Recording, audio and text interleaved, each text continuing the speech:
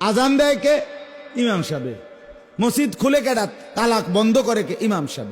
ঝাড়ু টারু ধোয়া মুসা এগুলো করে কে? ইমাম সাহেব। আর মুসলমান জুলুম কাকে বলে? এটা জুলুম না চাচা? এটা জুলুম না? একজন ইমাম,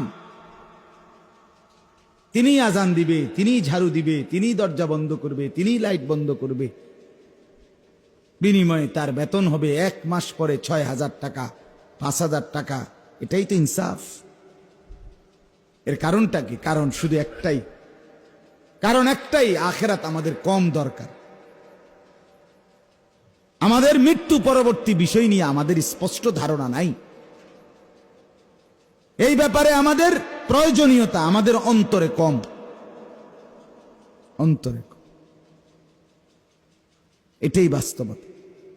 যেই জামানায় মুসলমানের অন্তরে আখিরাতের ফিকির বেশি ছিল, খোদার কসম ওই জামানায় উলামায়ে কেরামের কদরও মুসলমানের কাছে সবচেয়ে বেশি ছিল,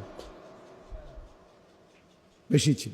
আমরা কিতাবে পড়ছি ইমামে আজম আবু হানিফা রাহমাতুল্লাহ আলাইহির শ্রেষ্ঠ শাগরিদ ইমাম আবু ইউসুফ রাহমাতুল্লাহ আলাইহি মুসলিম খেলাফতের কাজীউল কুজাত, প্রধান বিচারপতি ছিলেন ওনার আমলে ইমাম আবু ইউসুফ।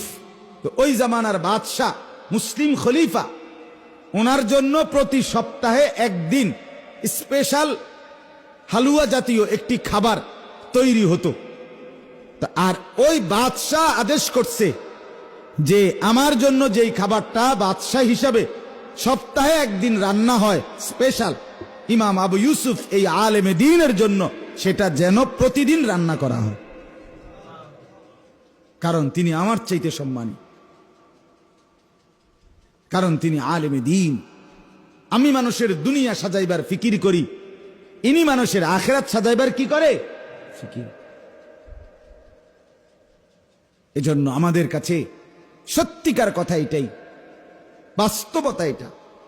যদি আমাদের দিল থাকতো, যদি আমাদের চোখে আখিরাত থাকতো, যদি আমাদের অন্তরে পরকাল থাকতো, তো মসজিদ, মাদ্রাসা, আলেম, উলামা, কোরআন, সুন্নাহ এটা আমাদের কাছে সবচেয়ে দামি, সম্মানী, প্রিয় হতো,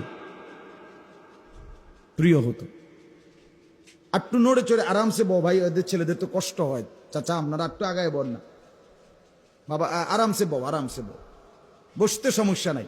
তোমার যেমনি দরকার হলে আসন ধরে বসো, পাও ছড়াইয়া বসো, কোনো সমস্যা নাই, এতে কোনো আপত্তি নাই আমার, শুধু মনোযোগ দিলেই হলো। যেমনে আরাম বোধ হয় এমনি বসো।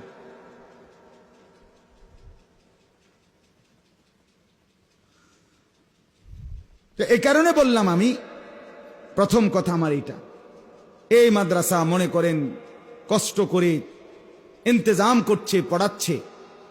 আপনারা যারা মহল্লার আছেন, আশপাশের আছেন, কদর করবেন, কদর করবেন।